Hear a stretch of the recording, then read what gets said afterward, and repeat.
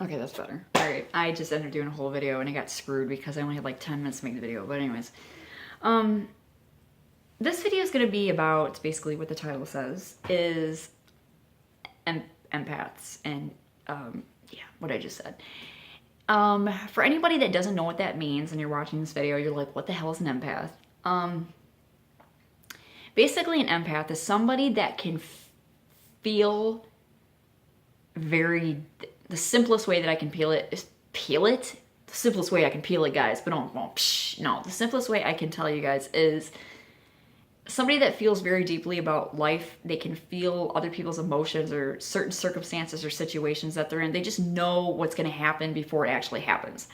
And that they could feel very deeply about things in general in their lives. I'm sorry for no makeup, by the way. Nothing I can do about it. I was going to do my hair, but I suck. So, obviously, I guess what I'm trying to get at is that I'm an empath, and I will explain this. I've come to terms with it a couple years ago. Back when I was about, I'd say about 10 or 11 years old, me and a couple of my girlfriends, we ended up getting into witchcraft because we're young and dumb. And we started getting into this one craft. I don't remember what it was. I don't know if it was white, black, whatever. I don't know. I have no idea. And all I know is that she had this book. Her name was Alicia, I still remember. And she ended up making a circle in the sand. We got in the circle and she said something, and if there was a single blade of grass in the middle of the circle, that our questions have been answered. And we ended up looking down and there was a single blade of grass in the middle of the circle. And she said something else, and then she said that on the full moon of our 13th birthday, that our powers, whatever, would have been accepted, and we would have ended up getting whatever, the power, whatever, that we were going to get. Gifts, I guess you could say. So I ended up moving away, and I now live here, and they live like, I don't know where they live. They live far, far away. So I don't talk to them anymore. I'm not friends with them anymore. But I don't know what they received, but I know all three of us have had hardships in our lives. I know all three of us have been doomed all of our life. All three of us have had really shitty lives. My one friend, her name was Christina, she ended up getting married, she got a divorce. She struggled with weight all of her life. My other friend, Alicia, I think she got married, she got divorced, and she struggled with some other things in her life. I got married and I got divorced. I ended up struggling with a lot of health issues in my life. But it's something that's just very strange. It's just very strange. So when I was about 16 or 17 years old, it's getting darker and darker in here. Man, hold on. That didn't do anything, but whatever. I started to realize that I wasn't like a normal person. I knew that there was something wrong. I had a really, really strange fascination with ravens. This sounds so stupid, but it's true. Anytime I would see a raven, I knew that either something was coming in my life. Something good, something bad. I didn't know what it was. Something was coming. And like, for example, at the beginning of last week, I was taking my husband to work. He was talking to me or whatever, and we ended up passing a huge group, which would be called a murder, of ravens. And they were just chilling on a fence, and they were just kind of there. And I stopped instantly. Like, I was just drawn into them. Like, I really just wanted to chill with them there and just be there. They didn't fly away. They didn't do anything. My car's super duper loud. It's broke. And they didn't fly away. They stayed. And I was like, something's coming. And sure thing, the rest of that week sucked. It was horrible. I ended up getting sick. I ended up getting an illness. Couldn't be with my daughter. We didn't have any money. We were broke. It was just day after day after day after day. It was just a crap ass week. And so that's what I mean by that, about the raven thing. I don't know if they're tied in with this somehow. I don't know if that maybe that thing that we were messing around with when we were kids had something to do with it. I don't know if they're a totem to my life. I don't know. I'm not afraid of them. I'm not afraid of people. Are usually they have this cliche about them that people say that, oh, well, you're supposed to be afraid of them. I'm not afraid of them. It actually angers me when people put them in horror movies and things like that, where they're just like, that's a scary bird. They're death related. They're not. It's something that they're mystical. They're magical. They mean something. They're like a totem to life. They're not just like a seagull or a parrot. I mean, they have something that is, they have history. They have a culture around them. And they're important. They're special birds. And for people to put a stigma on them like that, it's just ridiculous. It's stupid. So I'm not afraid of them. Like I said, I'm very drawn to him. But anyways, back to what I was saying about the empath.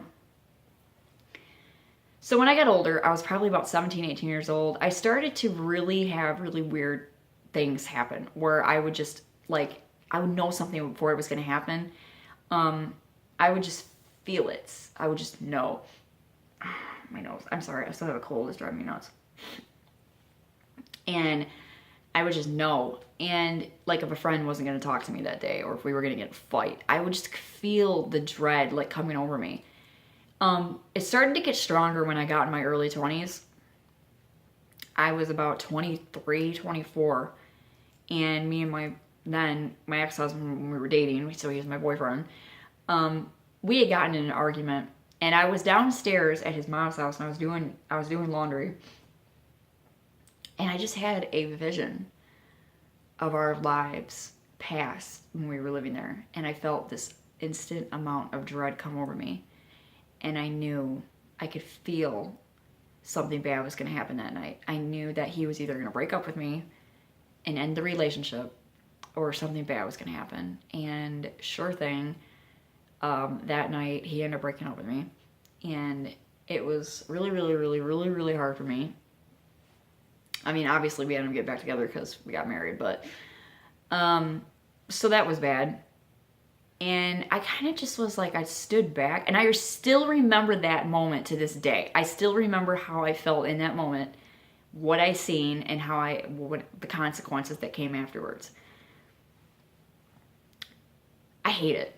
I don't like it. It irritates me. It drives me nuts. It is always constantly a problem in my life because, people think that you're a lunatic. They think you're crazy. They think you're annoying. They think that you're making shit up. They think that you're lying about it. They think that you're just being pessimistic, especially when it comes to negative things. They think that you're just being negative all the time. They think that you are, it bothers people for some reason. I don't know why, but if anybody that you just know something about somebody and you're assuming. They always say you're assuming things. And I hate it. I hate this. I don't like it. Most of the times when something happens, I just bottle it up and I accept it that it's going to happen, and then I don't say anything out loud, and I know it when it happens. I kind of already accepted it and I knew it was going to happen. And it comes with death. It comes with if somebody died in my family. It comes with my my significant other. I know if he's doing something stupid or if he's going to do something stupid. I know if a relationship is about to end, or I know when I can feel other people's pain very well, which sucks too, because I don't like feeling that either. It's not an easy, I wouldn't call it a gift. It's just something that I have that was a part of me dibble-dabbling around with witchcraft. And I have thought about for many, many years to going back into the craft. I wanted to go back into the craft for as long as I can remember, but I don't, because as the consequences that have come about my life now, it's just like, I feel as if I've done something wrong. Like I know that my life is it's not a normal person's life because of the things that I've done. Like I've lost my daughter. I ended up getting a divorce. My whole life got shut down because, I didn't listen. So if I don't listen to these feelings, or if I don't listen to this intuition, or I don't listen to this, bad things happen. And I know that it's my fault. I know that these things are my fault. I hate it. I don't like it at all. So basically, yes, I'm an empath. And as far as the Raven thing goes, I can't explain it. I don't know if anybody else that's watching, if anybody watches this video, if you have some sort of weird connection to certain animals or just certain things. I don't know what it means. I don't really know if it's tied in with it. I don't know if it was just something that was brought on that day, like a raven was in the picture when we were doing the spell. I don't know. But it's something that, it's weird. It's very strange, and it's, you know, but at the same time, I kind of like it because it makes me feel like there is more to life than what we know, and that there is more to things. You know, an animal's just not an animal. It makes me realize, it makes me feel like maybe those are souls watching over me or something. I don't know. I don't really know what to think of it, but I know that I have, the other thing is I have a weird connection to the moon. Only certain phases though, certain times of the year. And it's usually during the summer. It's not usually in the colder months, sometimes. Usually around January, the beginning of January, the full moon of January. I have a weird connection with that one. And the full moon, the harvest moon in October. That one is really strong, and I have a lot of energy on that night. I'm like zinging with it. And it's very peculiar. I don't know why, but I've just accepted it. And I can't explain it to people. I can't keep explaining it all my life and just being like, yup, I'm an idiot. Yup, you know, I'm weird. You know, it's something that if you have something that nobody else understands, just lighting is bad. It got super duper dark in here. Man. If you have a gift, if you have something that people just don't understand, if you have, you know, you're young and you're struggling with it and you're like, man, maybe there's just something wrong with me. Maybe I am retarded, you know, maybe I am depressed. I don't know.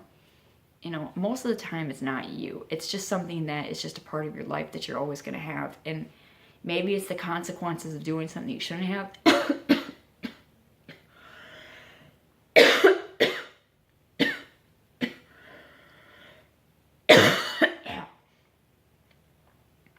Joys of being sick. You know, consequences of something that you shouldn't have done. Like me, it was diddle-daddling and witchcraft. But it's something that you just kind of like got to accept about yourself. And I know from personal experience, the more that I didn't accept it, and the more I try to like fit in, you know, it gets harder and harder. And I get depressed. I get really sad. And it just, I don't know, just I get really bummed out. I know things that, you know, I start thinking too much about, you know, myself and my life. And I start getting worried that maybe I don't fit in, or I'll never fit in. I'll think, you know, things like that. And usually it's because I know in my heart that I'm never going to fully fit in with this world. I can't be completely asleep to everything around me. I can't be, you know,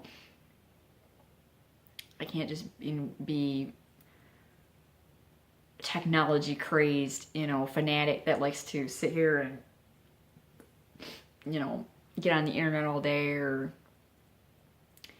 play video games. And, you know, I don't know, like, it's just, I'm not that type of person. I mean, I love my phone, don't get me wrong, I love my phone, but obviously because I'm making a video, but I don't know, I always felt like I don't belong. Like, I feel like I'll never officially belong. Like, I don't understand certain things, and I don't get into certain things. Most of the things in this generation I don't get into, I never have. And, you know, I enjoy things that other people probably wouldn't enjoy. And I guess that's basically what a goth is. I guess that's what getting in the gothic subculture is when you finally officially start to realize that you just don't fit in. You know that you're never going to fit in, and you know that you're not of this generation or this world, or you feel like you're just walking around like what the hell, man? It's like, I don't like this. I don't like that. I don't agree with that. This is not interesting to me. And that's when you know that you are of another side of the world. And it's the darker side. It's not the, I like pink and all that crap. Life is great and playing my video games and I like to ride my bike and all that. It's like, I don't know what riding your bike has to do with anything, but it's just like, I like to ride a bike. But you know what I mean? Like, it's not, certain things just don't interest you that the norm, it usually interests them. This lighting is so bad. You can't even see me and I look like a dude. But that's when you finally start to accept, and that's when I finally started to accept that I was never going to fit in. I'm never going to fit in. I know I'm never going to fit in, and I'm always going to be on the other side of life. And I will always be the weird mom. I will always be the weird grandma. But I'll always be the one that will always be there for you when you need me. I will always be the one that wears my heart on my sleeve. I will always be the one that gets every joke, tries to get every joke. I will, and I'm very serious about my life. And I will always try, but I will no longer try to be, I'm not going to try to be somebody that I'm not. I'm 30 years old and I'm not going to keep it up anymore. I'm not going to keep putting on this facade of trying to, there's no other word to describe it, be somebody that I'm not. It's not an easy task. Like, it's not easy. You know what I should have done? Ouch, I should have moved you guys over to the Christmas tree. This video was 16 minutes long. Good grief. Wow, that lighting is like totally not better. I look red. What am I gonna do? Man, this blows. Yeah, if I stand like this next to the lamp. So, anyways, guys. Damn it. Yeah. Anyways. I just don't want to anymore. And, there's just I guess I should say this. There's certain things that I like, there's a tick on my window. Like, I do like some modern mainstream music, I like, but it's, not really that popular anymore. Well, I know Beyonce still is. I really love Beyonce, and I love J-Lo. Eminem, I'm a huge fan of Eminem. But it's not about that. Like, it's not really about your music. It's not about that at all. It's just you as a person, and just how you feel about certain things. And the funny thing is that my husband, when I first met him, I hope this does not sound racist, and I don't want this to sound racist, and I want people like, you know what, I'm not listening to her anymore. I'm trying to make a point. I hope this makes a point. About being yourself. My husband, he has a lot of, like, thuggish friends where they're just like, they're like, yo, dog, what's up, my nigga, like that. My voice is spirit. They're like, yo, like, my nigga, stuff like that. What the heck? My nigga. And that's just like the way they are. And when I first met them, like, I was totally, like, not fitting in. Like, I came up, I had, like, faux hawk, and I was wearing, like, leather and, like, what are they called? Fishnets, and I had, like, a cross earring, and I was like, uh-oh. And I first met him, that's why he was, like, kind of, like, thug and all that crap. But he liked me, and he really, really did like me a lot. Obviously, we got married, but when I walked up and seen his friends, I was like, David, I'm not going to fit in with these guys. I was like, they're going to think I'm weird. They ended up loving me. They were like, look at this little thing. Like, they thought I was great.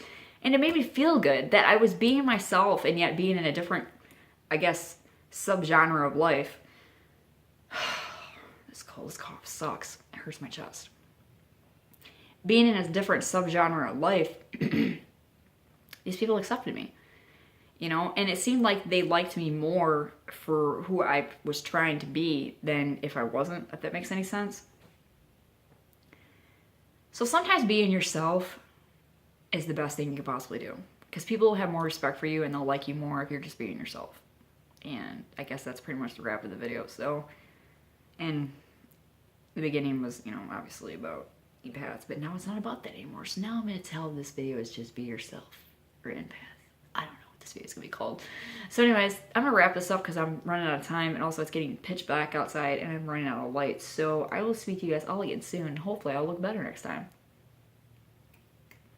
If anybody watches these videos.